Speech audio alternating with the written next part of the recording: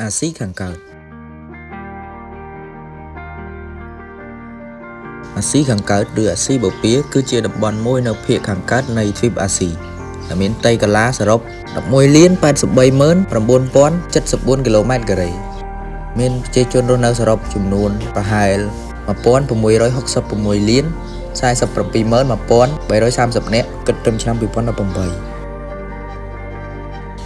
អាស៊ីខាងកើតមានសេដ្ឋកិច្ចធំជាងគេនិងរីកចម្រើនបំផុតនៅក្នុងតំបន់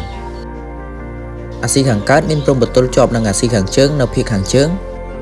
អាស៊ីអាគ្នេយ៍នៅភាគខាងត្បូងអាស៊ីខាងត្បូងនៅភាគនិរតីនិងអាស៊ីកណ្ដាលនៅភាគខាងលិចចំណែកឯនៅភាគខាងកើតគឺមហាសមុទ្រប៉ាស៊ីហ្វិក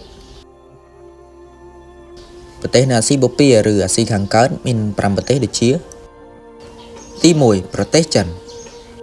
ប្រទេសចិនមានផ្ទៃដីចំនួន 9,59,6,961 គីឡូម៉ែត្រការ៉េមានរដ្ឋធានីឈ្មោះទីក្រុងប៉េកាំង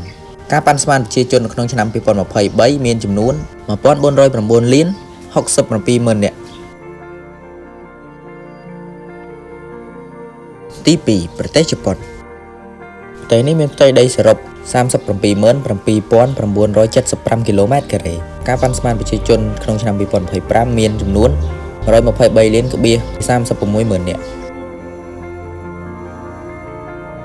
ទី 3 ប្រទេសកូរ៉េខាងត្បូងប្រទេសនេះមានផ្ទៃដីចំនួន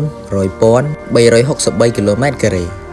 ដែលមានប្រជាជនចំនួន 51 លាន 96,6,948 នាក់គិតត្រឹមឆ្នាំ 2023 ទី 4 ប្រទេសកូរ៉េខាងជើងប្រទេសនេះមានផ្ទៃដីចំនួន 12,538 គីឡូម៉ែត្រការ៉េ